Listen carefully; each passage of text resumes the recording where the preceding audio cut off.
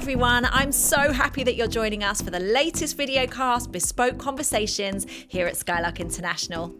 I'm Nicki Sims and I'll be your host as together we throw some light on some of the key issues affecting women both closer to home and across the world. We'll be hearing the inside track from some incredible women who are changing the story for others in their day-to-day lives.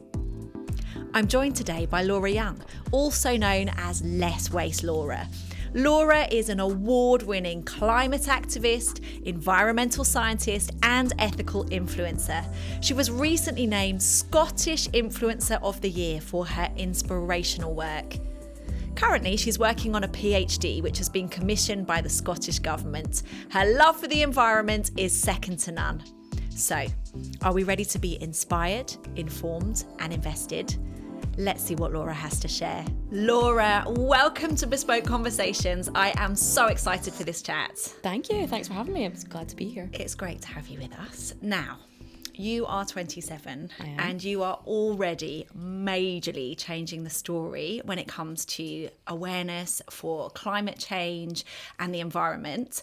You've achieved so much. Now, you're known on social media as Less Waste Laura. But before we delve into a huge conversation around all of that, I want to get to know less known Laura. Love that. I want a little window behind the scenes into you. So, deep question. Okay, here we go. Do you have any hidden talents? And if you could acquire any talent that you don't have, what would it be? Whoa, I feel I don't have any hidden talents. I feel, I used to have a party trick, which was I could open a banana with my feet. And then I was asked to do it and I couldn't. So I now no longer say that. That's absolutely brilliant. It was a fail. I was like going mush in my feet. It was awful. But if I could have any talent, I would love to be musical. I'm not very musical. And especially because my boyfriend is a bagpipe player. No way. So his whole world is bagpipes and music. And I just wish I could do it. He's actually a 2-time world champion, which is very niche, I know. That's an incredible talent to have. And so especially in Scotland. I know. Does it come in handy?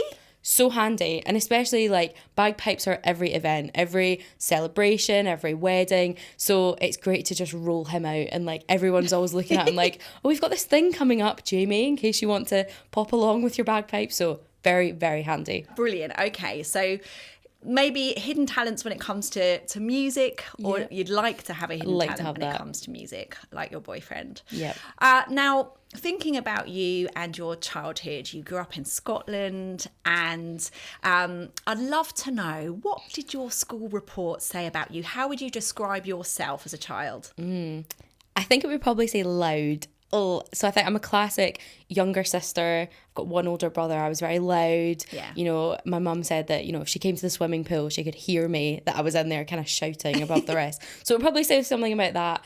But I think, I was quite bubbly. I was quite confident.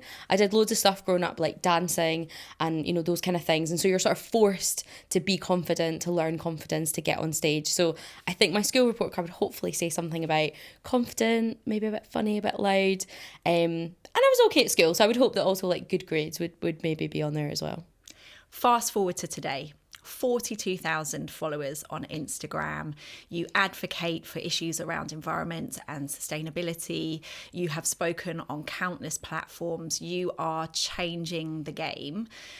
When did that passion for the environment begin to spark in you? And how did your journey unfold to lead you to where you are now? Well, I mean, it's a great question because I think what I'm doing now is, it's not really a job that you could easily package, so growing up I didn't say that's what I want to do, I want to do stuff on social media or I want to be a campaigner. Right. But I think there was 2 things at school that probably influenced it quite a lot. The first is, growing up, me and my family exclusively went on holiday to Scottish destinations. So I felt like I really got to know Scotland, the outdoors, the beaches, the mountains. And I did Duke of Edinburgh at school. So kind of growing up, I was very familiar with the outdoor world, very confident getting out and about, and I loved it. But when you do that, you also get to see how it's being degraded, how it's, footpaths are being eroded away, or there's litter in some of the most beautiful spots in the UK. So I kind of had that as growing up, knowing that I really liked the outdoors and wanted to spend my time there. Yeah. But I also only liked the subject geography. So my report card from high school probably would have said only interested in this one subject. But it meant that I wanted to go and pursue it further. So geography is really broad. You know, there's not a standard job that you get at the end of, you know, studying geography. But I knew I wanted to look into it. So at the end of school, you know, went to university and did geography and environmental science. So I think my interest and my passion for spending time outdoor with nature, you know, being on family holidays in Scotland, but also really getting to understand the subject is what brought me into this field. Yes. But I think there's a lot of, when you learn about this stuff, I'm left with the question, so what now?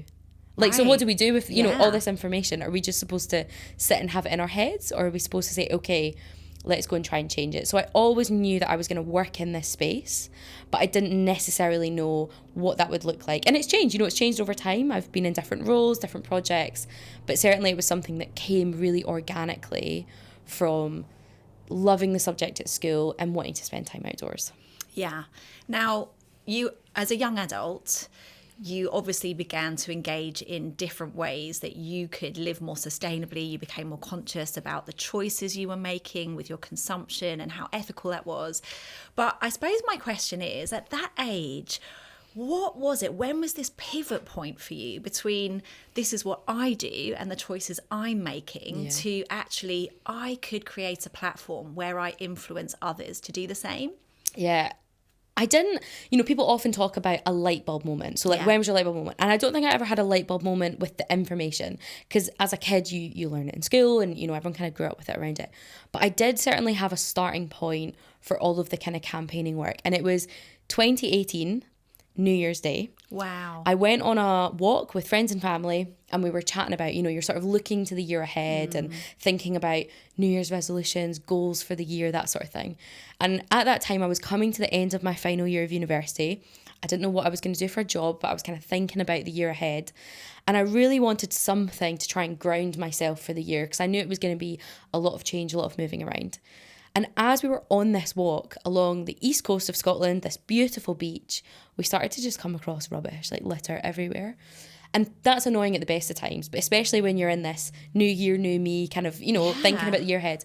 So it was actually on that day that I decided, okay, maybe that's what I challenge myself with for this year.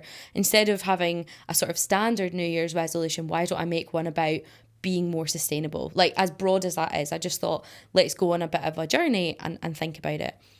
And it was halfway through January, you know, I went home, realised everything's in plastic, I've got a big challenge ahead of me, but I started to look at all the different products that are available, the different information that's out there. I took my academic knowledge and started to actually put it into practice. And about halfway through January, people were asking me like, oh, what was that brand that you were talking about? Or hold on a minute, you were talking about how this isn't as good as this. Can you explain that a bit more? And I realised there's a real appetite for people to learn more. Definitely. And so I started an Instagram page because I thought I should probably write it down. You know, I'm texting people all the time and having these conversations. Let's document it.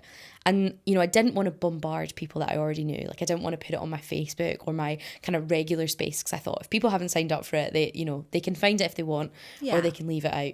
And so I started this Instagram page, Less Waste Laura, because that was what I was trying to do. Love it. And I just started documenting. You know, I just started talking to people and explaining and honestly, it kind of started as that. You know, it was just a place to document. There was no goal, there was no trajectory. It was just, this is a place that if people want to come and learn about what I'm trying to do or get pieces of information, then they can find it.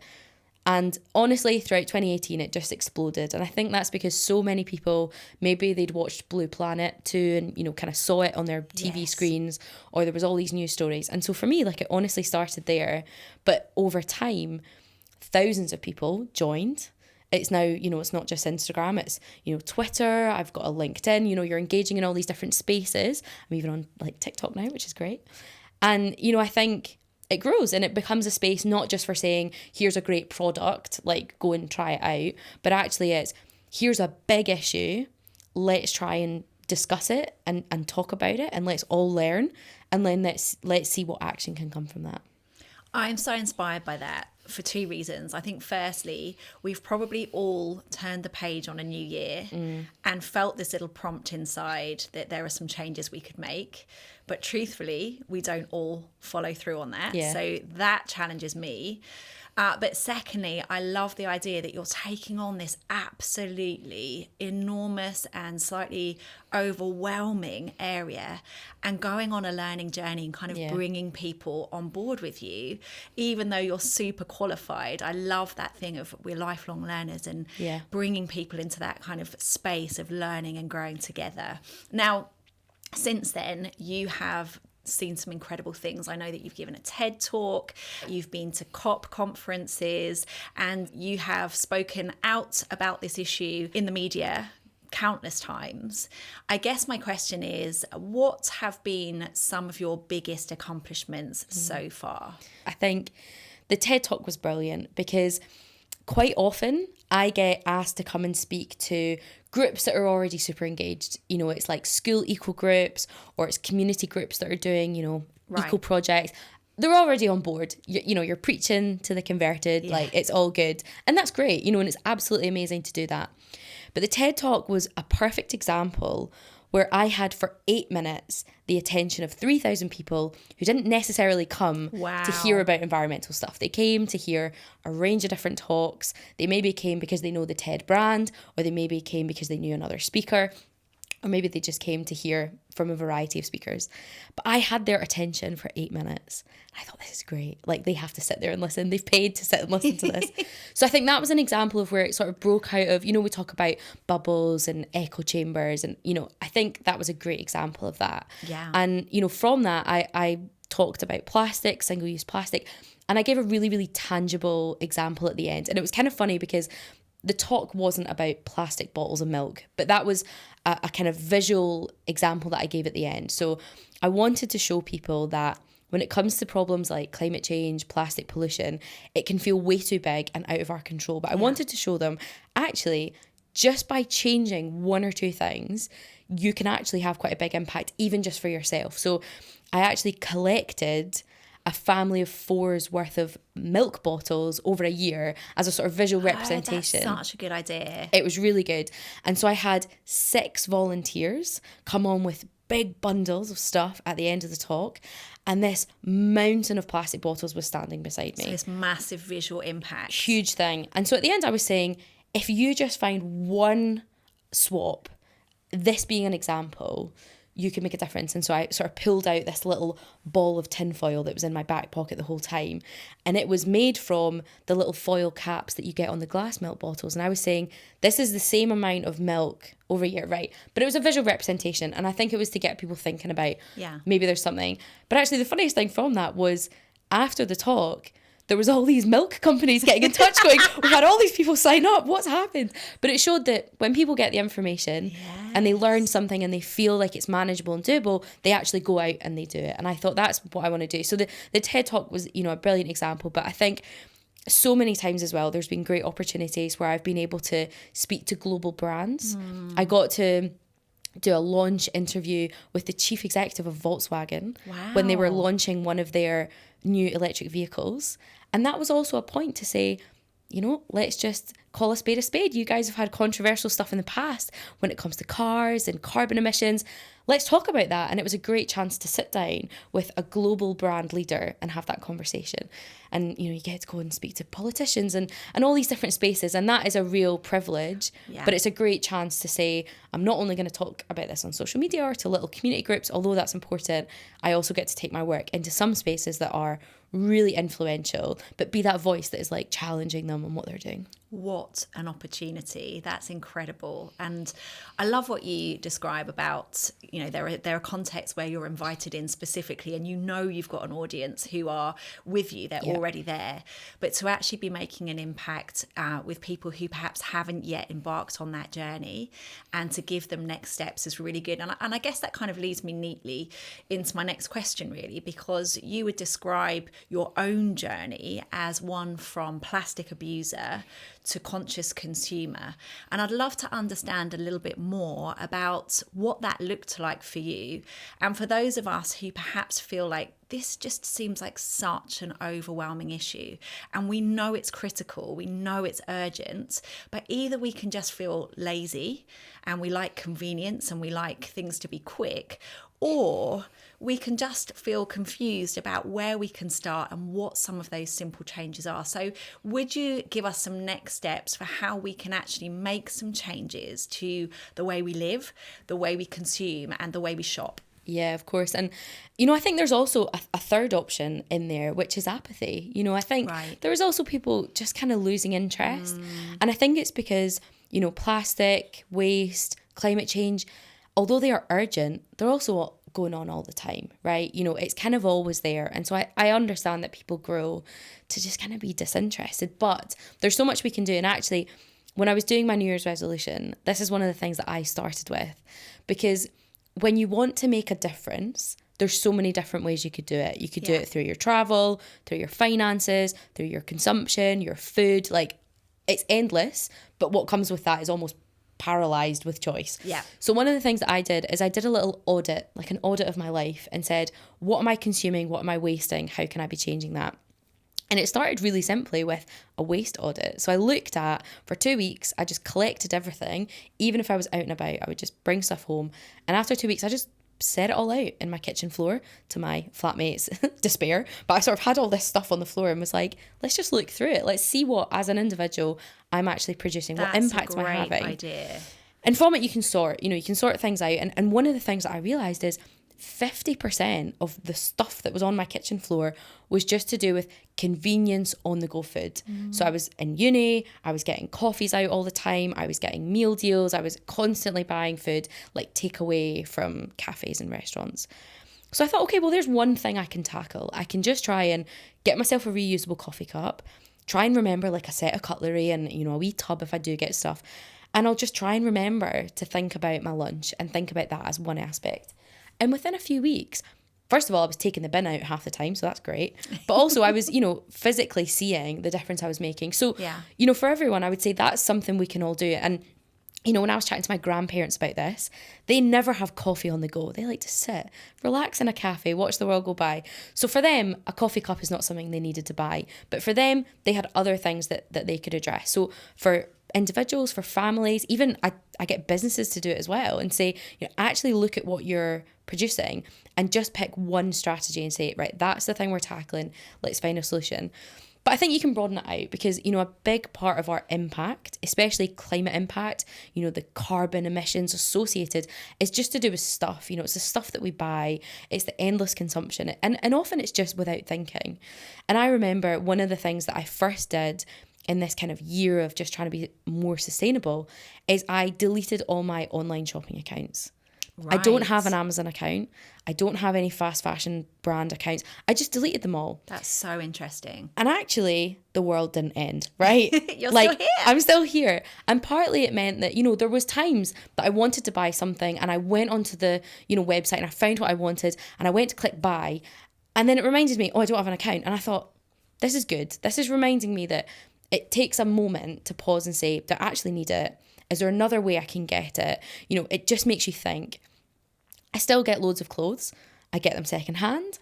I rent fashion. I mend them. Well, I take them to a seamstress. I can't sew. That's a skill I'd like to have. I'd like to be able to sew. Me too. But it just makes you pause and think. And so I think, you know, that's something we can all also do is, you know, I don't miss having all these online accounts. I can still get everything that I need, but it just means I take a pause. And, you know, I think it opens up a world that is out there, that is way more sustainable, that doesn't mean we're constantly spending our money on stuff that we don't need. And like, even just to give like a tangible example. Yeah. So when I moved to Dundee, I moved there a year ago to start my PhD, and I moved into a flat that I had to furnish. I bought a flat and I had all these things that I wanted to do. And I had this big heavy mirror. It was like the one thing I couldn't put up on the wall just with a sort of hammer and nail. And so I thought, okay, right, I YouTubed it, as young people do. And I thought, right, so I think I need a power drill and I need all these things. Right, okay, I'll go to B&Q. Went to B&Q and I was standing looking at the shelf going, this is so much money. You know, these, like the cheapest one was like £60-70. I thought, that's a lot of money. I only need it for one thing. There must be a better way. And I ended up speaking to one of my colleagues about it. And she said, well, there's a Dundee tool library. Why don't you go and check that out? No way. I had no idea what this was. And so for £10 a year, you just sign up and you get to borrow anything you want for free. So you pay the £10. Brilliant. And not only did I save myself money, I don't have a drill lying completely wasted in my house. I also got to go in, have a chat with somebody, meet some more people in my community, learn to not electrocute myself, drilling in wires and all sorts. And I just thought, what a better way to do things. So often when we talk about, what are the things we can all do, and, I'm talking about waste audits and cutting things out, it feels like sacrifice. But actually it opens up a whole world of, learning how to do things, upskilling yourself, supporting like local sustainable businesses and meeting more communities. So it's not all just about the environmental side, but it's about also unlocking what the amazing potentials are in your community most times for doing things a little bit differently. That's so helpful to hear. Thank you. Now, you're an ambassador for Tearfund, an international charity which supports those in poverty and disaster relief. Now, as you've visited other nations, I'm sure that you've witnessed firsthand some of the injustices across the world that affect women more specifically. With that in mind, can you tell me any of your experiences and how they've impacted you? Yeah, and it's such a huge issue because when we talk about climate change, it doesn't impact everybody the same way. There's obviously countries that are more impacted than others. And a standard kind of rule of thumb is actually climate change impacts those the most who've contributed to it the least. Right. So that is an injustice. But massively. Even when you hear about countries that have been impacted, again, there are different people in the community that are impacted differently. Young people, old people, disabled communities, and women. Women is a big one. And as part of my work with Tearfund, I've learned so much about the way that climate change is an injustice. But there was really one story that stuck in mind. So earlier in my kind of career, I think it was around 2019, I got to go to Uganda. So I got to go and visit amazing communities, have been doing work to, I guess, address lots of different problems. And years before this trip, like 10 years before this trip, even longer than that, there was a project called the Diocese of Kigezi. So it's a church diocese and they were addressing various problems. And one of the problems that they'd been addressing was gender-based violence and, women and girls who were really at risk of a variety of different things. And one of the things that they found was women and girls are culturally the ones who have to go out, they have to get the water, they have to do the cooking, they have to look after the home. And a lot of these journeys were quite treacherous. They were through dangerous places. It put them at risk. So for decades, they've been doing water projects to bring water closer to homes, to communities, safe drinking clean water, of course, but actually addressing a lot of gender inequality. But we came to visit this project because they were facing another threat, and that threat was climate change. So over the decades, they've been able to do amazing work in kind of looking at gender inequality, but climate change is making their work harder. And so here were all these women and girls who for years had been really empowered and were moving forward with what they were doing with education, with their community work. And suddenly that was being made harder because the rivers were drying up and the water was becoming polluted because all this soil was coming when the flash floods did. And so this project was talking about actually climate change is making women and girls' lives harder. And although we've addressed many of the cultural aspects of this, now we are having to continue the work because women and girls are yet again at risk again. And I think that is a story that we hear all over the world.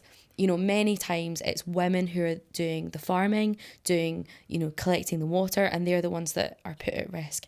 And I think that is something that, keeps us spurred on to say that actually climate change is not just about a polar bear on a little ice cap that's melting. It's about communities, it's about people. And if we care about women and girls, equality, if we care about everyone, we need to be looking at what is affecting them, and that is climate change.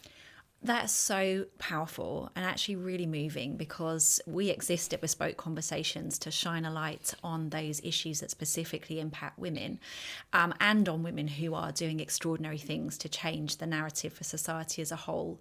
And I know that as I've been researching this topic in preparation for our time together, one of the things that really struck me is a report that I read published by the United Nations back in February 2022. And I'm going to quote it because I just found this so interesting. It says this: "The climate crisis is not gender neutral. women and girls experience the greatest impacts of climate change, which amplifies existing gender inequalities and poses unique threats to their livelihoods, health and safety. And I just wonder if you can speak a little bit more to the reasons behind this, but also help us understand how we can be part of changing that status quo, because it's not right. Yeah, and it makes me think about a project that I did this year. It was actually with Tearfund, but with a host of other Christian organisations. And all these different organisations were addressing different problems. So one was called Christians Against Poverty. It's very UK based, addressing problems here in the UK with poverty. Great organisation. There was the Bible Society, the Evangelical Alliance, sitting in that space of what do Christians think about these issues? How do we, push the agenda forward? Alpha, and with a focus on young people. But one of the most interesting conversations I had was with IGM, so the International Justice Mission. Yeah. And I had a conversation with Zoe, who works for IGM. And the whole point in this whole project was having conversations about climate change and saying, does your work talk about it? Does it connect? Are we doing totally different things? How do all our worlds collide? And so IGM is set up to be addressing the problems of global trafficking and kind of modern day slavery. Not necessarily something that you would think links to climate change. Not initially, no. But when we had this conversation, I was asking, the whole point was, does climate change come into your work? And I was very happy for her to say no. And then we would, that would be something that we could go from. But actually she said, well, people are most vulnerable when they are on the move, when they are displaced, when they are taken from their homes and either sold into modern day slavery or forced to move. And they've been looking at, well, why do people move? Why are people vulnerable? So things like conflicts and war are something that come up. And when these things happen, who are the first people on the borders to take advantage of them? It's people smugglers, it's these networks who are taking them in. What is one of the biggest reasons people are now being displaced? Climate change. People are having to leave their homes, leave their communities because they can no longer farm. Their houses often are washed away. So, Pakistan, a third of the country was underwater because of climate change. The Horn of Africa is in an extreme drought and famine. People are having to move around.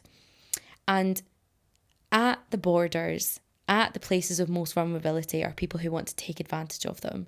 And so through this conversation, Zoe was saying, IGM sees climate change as the next big source of people being trafficked. And who are the most vulnerable in those situations? It's women and girls. And I think this is what we need to see is actually, and this is a note to myself, to take a step back and say, let's not get too laser focused on my issue and only talk about climate change. It's about taking a step back and saying, how does this all connect? And how can we be supporting one another? If we address climate change, we address people being displaced and being vulnerable and being potentially trafficked. If we address climate change, we stop people from having mouldy walls and leaky windows here in the UK, people living in poverty.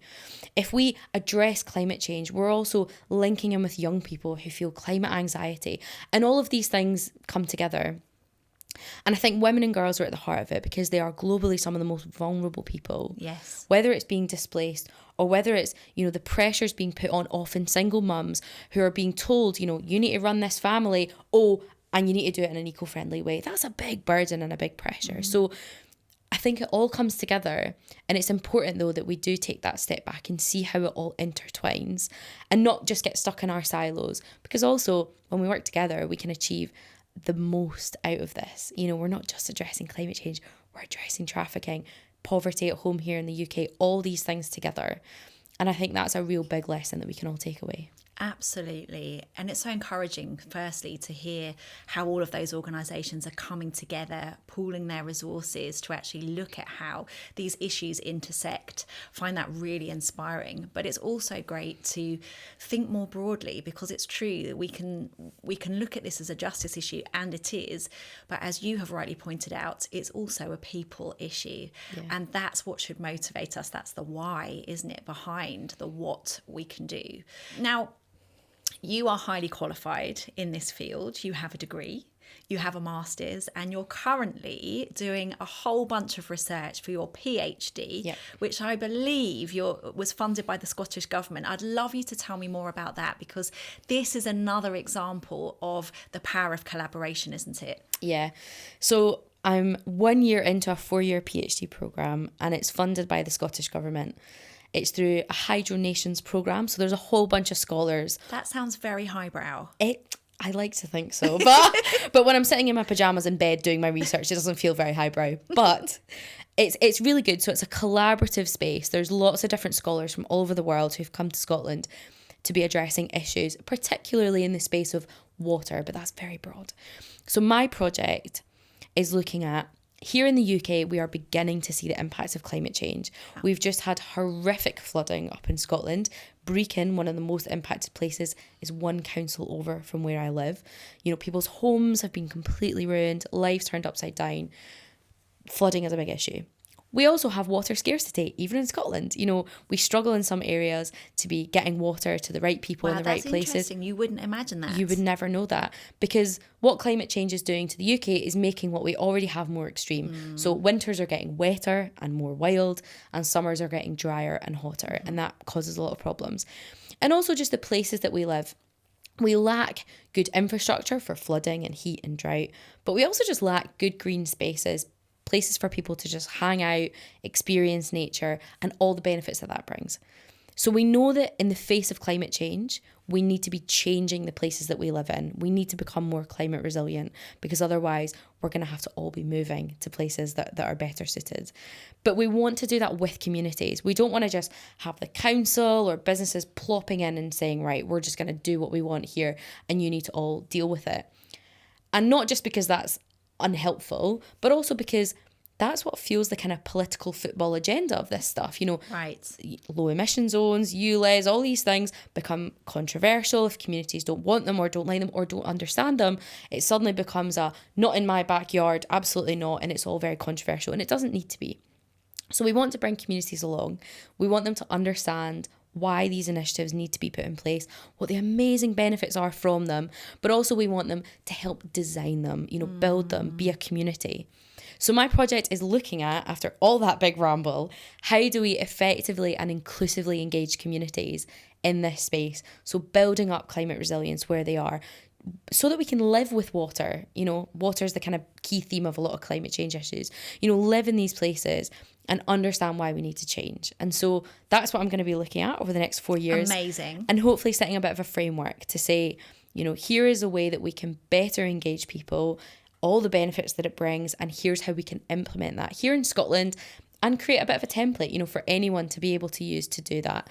And there's so many people in the community that are completely missed out, but such an opportunity to unlock their knowledge, their wisdom, their ideas, creativity in a way that will benefit the planet, benefit nature, biodiversity, but also us and our communities where we live. I mean, you're so much more likely to do something if you have contributed to the idea and to the concept behind it. So I love what you're doing. It sounds fascinating. Now, do you ever get imposter syndrome? Because you are constantly this voice of change, this voice of challenge. I understand that you are highly qualified, that you have a lot of experience now in this sector, but you are young, you are a woman. What specific challenges or barriers have you personally had to overcome to operate in this space in the way that you do? Yeah, I mean, all the time. You know, it's difficult because I do lack some experience. You know, I think you do gain a lot through life, but I actually have a lot to offer. And so I think sometimes being young can be a bit of a barrier because you know, potentially I sit on things like boards where I'm surrounded by people who are in their 60s, 70s, like they've got all this wisdom. And sometimes you do have to be really confident and say, no, what I am going to say, like I'm going to say it and I'm going to say it with confidence because I think it's got, you know, a lot of, you know, I think it's got purpose and I think it's got meaning. Yes. And I also think that in the world where we are seeing things like social media, you know, completely changing the landscape of a lot of the work that we do, it's also about saying, in this room, I am the expert and I'm the educator. And that role's reversed, because I think up until now, that's never happened. Younger generations have never taught older generations. That's so true. Just because we've never had any, but with social media, digital spaces, AI, like all these things that we're navigating, actually younger people know a lot more about it. And I think we're kind of turning the table a bit and saying, this needs to be a generational space where we can all kind of learn from one another, but in a really healthy way. But I mean, there's, countless times I've been brought in and really felt that imposter syndrome, or felt like I'm the token young person or the token woman. And you think, I don't really know if anyone's actually listening to what I'm saying, but I'm saying it, I'm making sure it's in the minutes and really trying to champion it.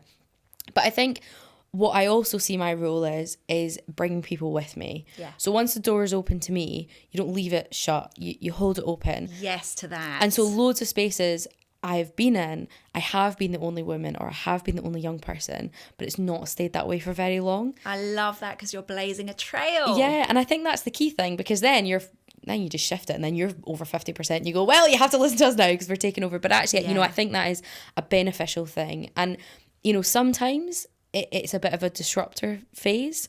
I've sat on boards where a lot of them then leave, but actually you then get a better board and the organization's a lot more successful. And so you think, well, that's just what needs to happen. And so, but it can be difficult. Because what you also don't want is to be the flip side and walk in going, well, I'm young and sparky and fresh and I know everything, because that absolutely is also not the case. It's about all sitting around the table and saying, like, we can all learn from one another. And I think that is where it happens best. But, there's just so many times that you do feel completely unqualified, or like people have no idea who you are, and that's absolutely fine. But it's just about kind of learning from one another. That's so helpful. When we were doing our quickfire questions earlier, just for social media, one of the answers that you gave really struck me. I asked, what gives you hope? And straight away, you said young people. Yeah. And I think that when it comes to trailblazing and speaking out on issues, particularly surrounding the environment, climate change, sustainability, young people are leading the way, aren't they? Is there a lot to be hopeful about? Oh, there's so much, because I think there's a lot of creativity and there's a lot of ideas. I think the problem is like we've got all these young people full of ideas and inspiration and loads of energy, but they just aren't quite in those decision-making spaces. Yes. And so I think that's why it's important to be bringing them along as much as possible in whatever capacity they can be. So, it's not just like, let's plop a young person into this board and hope that that'll sort it, but it's actually about saying, let's support that young person, bring them up and bring more in to really bless what is happening. Absolutely. And that is something we are super passionate about here at Skylark International. So we are with you on that. Now, your faith is hugely important to you. And I know that there are some people who can't see an obvious connection between faith in action and climate change. Yeah. How do those two things go hand in hand for you? I know. It's one of those things that once you see it, it's obvious. Yeah. It's everywhere as well. All through scripture, you can just make these links. But I do get it. I grew up in a great church that never talked about climate change. Really? They didn't talk against it, just didn't mention it. We weren't preaching about litter is good, but we just weren't talking about anything environmental. But we were talking about, people in poverty and injustice, but we just never made those connections. And so I picked up my Bible and said, right, well, I'll just start reading and see when I get to something.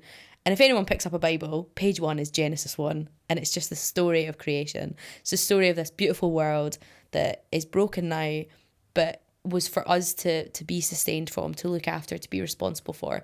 And in the first 2 chapters, you learn about the amazing creation story, but you also learn we were given responsibility to tend for the garden, be stewards of this creation. Right. Look around, that's not happening. Mm-hmm. So that's the first thing, is just this call for creation care, just to look after the planet. So part of it is just that. It's just black and white, creation care, looking after the home that we've got. The other part is about justice. So everything we've been speaking about today, this isn't just impacting a physical world.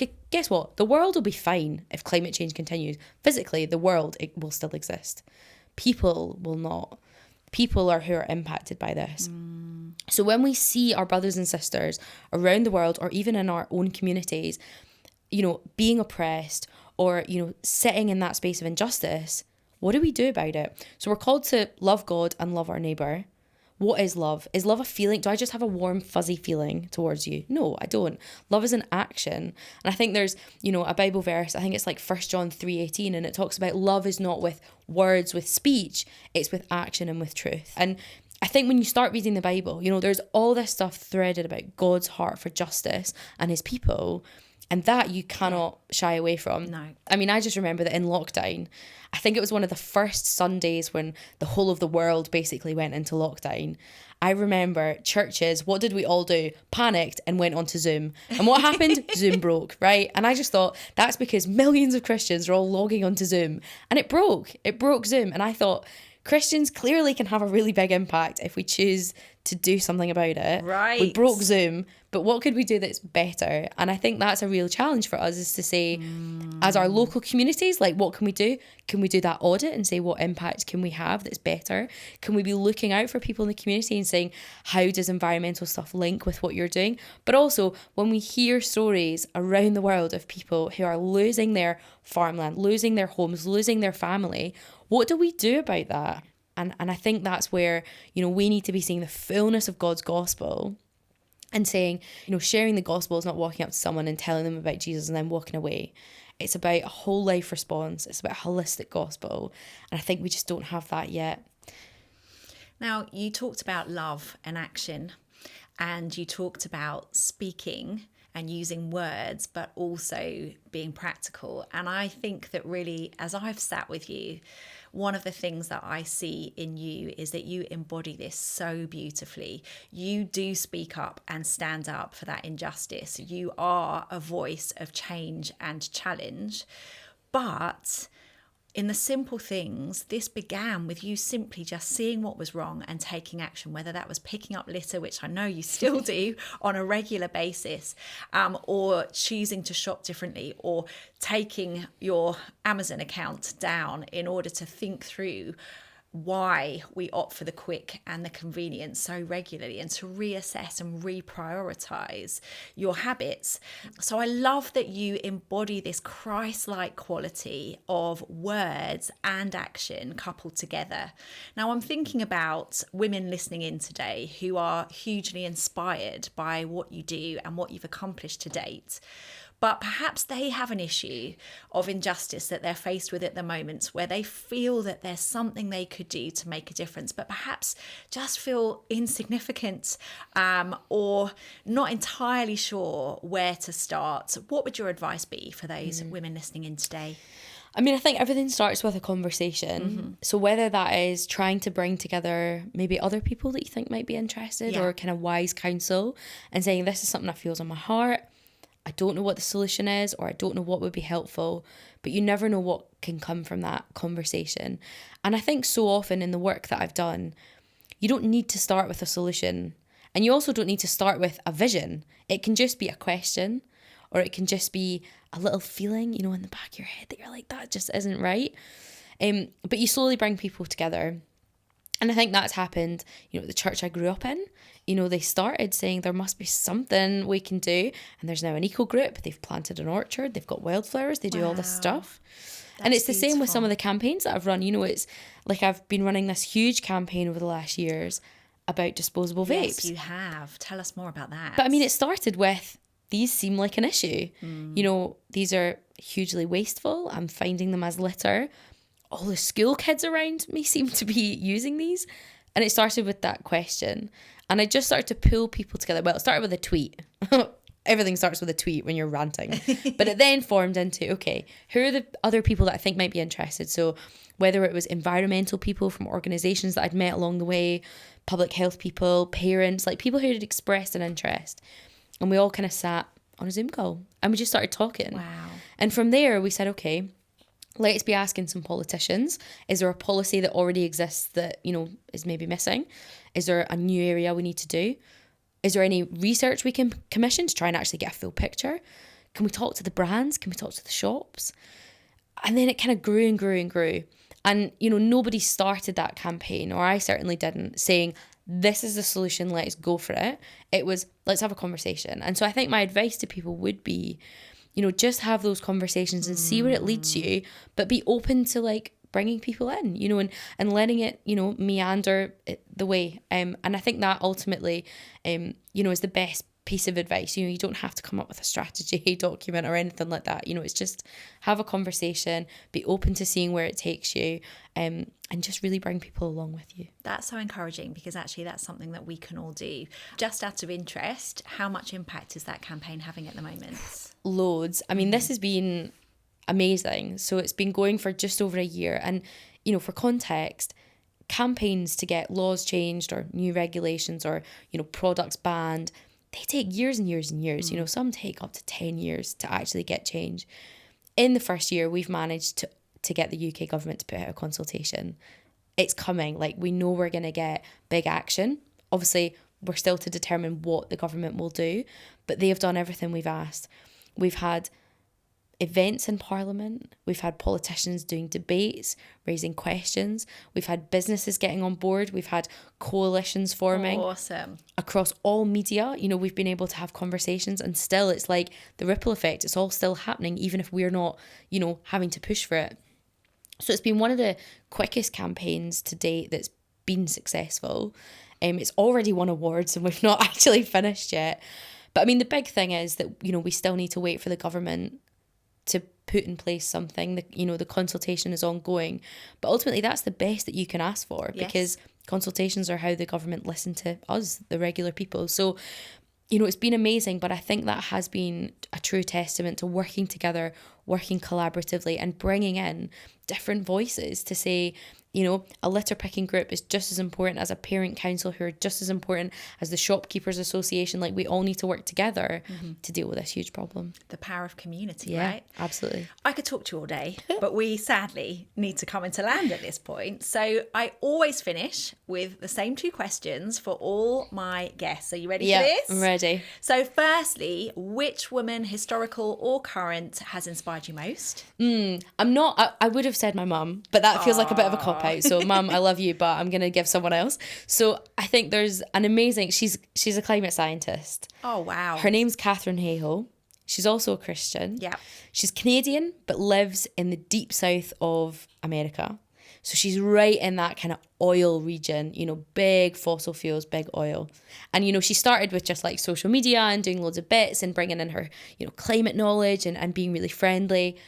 But she's ended up doing things like American TV shows and coming on and just talking. And she talks so beautifully about it because she's so knowledgeable. She's got that. But the biggest thing about her is she's so hopeful. Everything she says is about solutions. It's about hope. It's about getting there. And that is a voice that is so needed.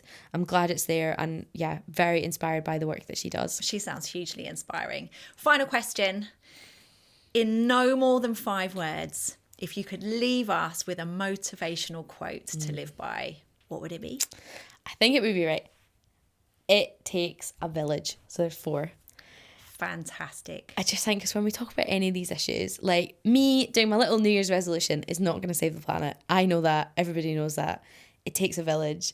And that's such a positive thing. It takes a village to raise kids. It takes a village to make community, but it takes a village to solve these problems. And I just think it encapsulates all the work that I do. It takes a village. Less waste, Laura. Laura Young, thank you. Thank you. This has been episode 3 of Bespoke Conversations. Thanks again to the wonderful Laura Young. It's been fantastic chatting with you.